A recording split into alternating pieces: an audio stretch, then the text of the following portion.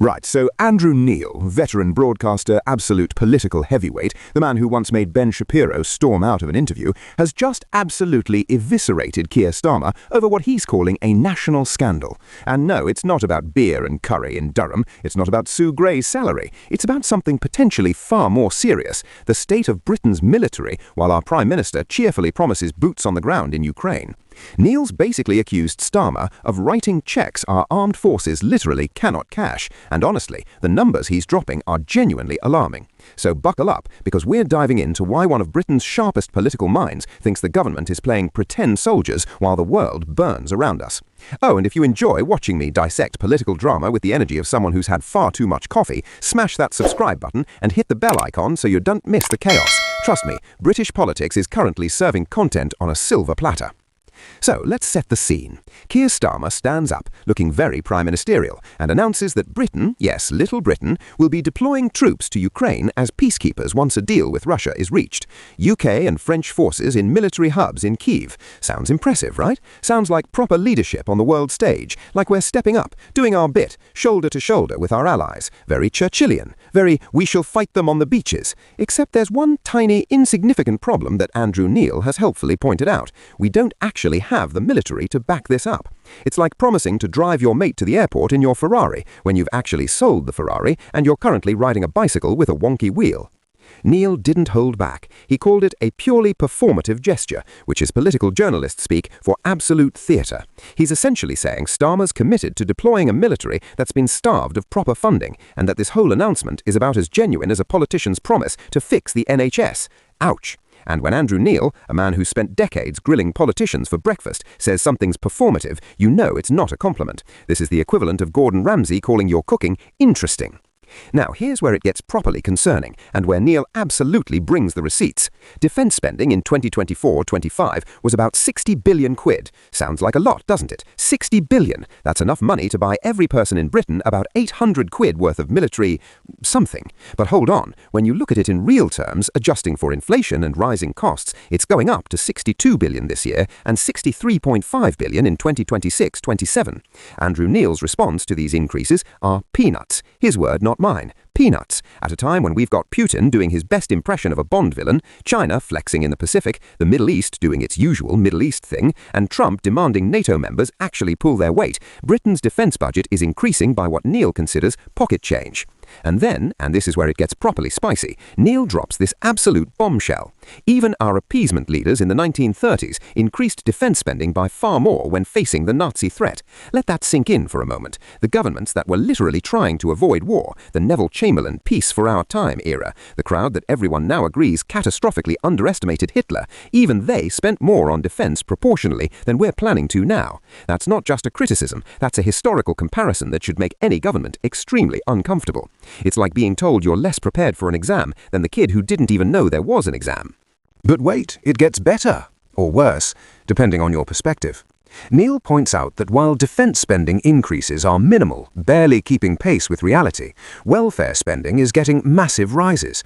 Now, before anyone accuses me of being heartless, welfare is obviously important. People need support. But Neil's making a point about priorities. When the world's getting dodgier by the minute, when authoritarian regimes are on the move, when our allies are literally begging us to step up, we're investing relatively little in the thing that actually defends the country.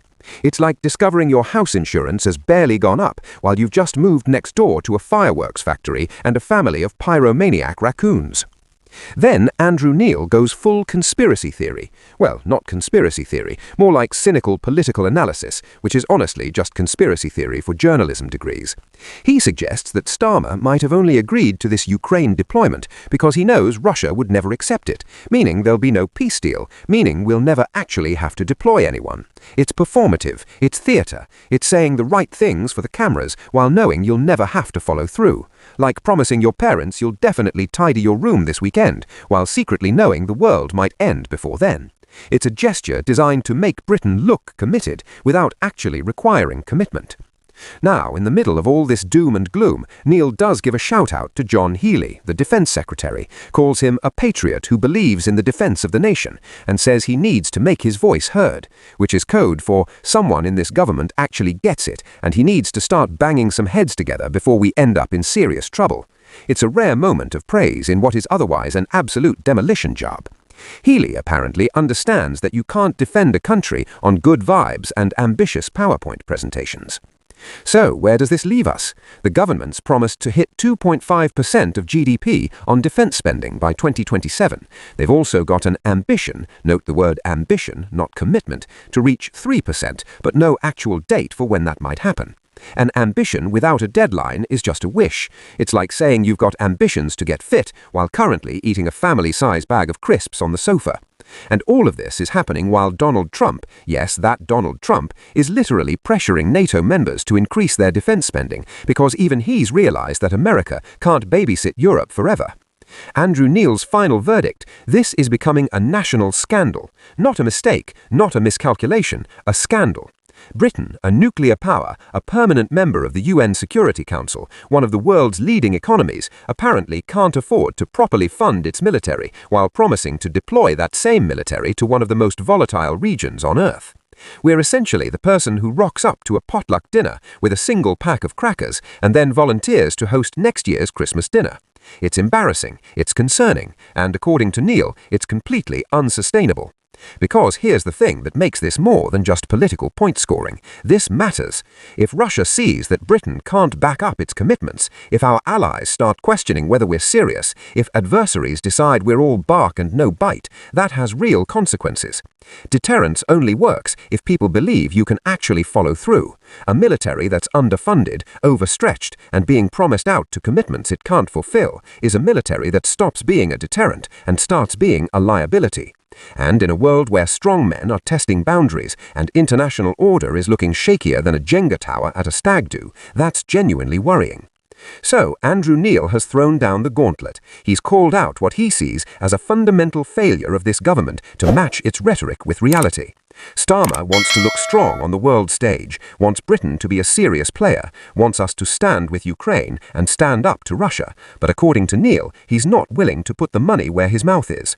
And in defense, unlike in most areas of politics, you can't just spin your way out of trouble. You either have the capability or you don't. You either have the forces, the equipment, the resources, or you're just another politician making promises in front of cameras.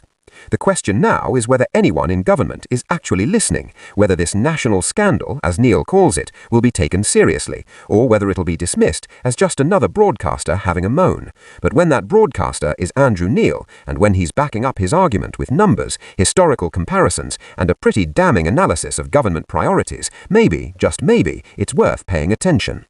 Thanks for watching. What do you think? Is Andrew Neil right to call this a national scandal, or is he being overdramatic? Let me know in the comments below.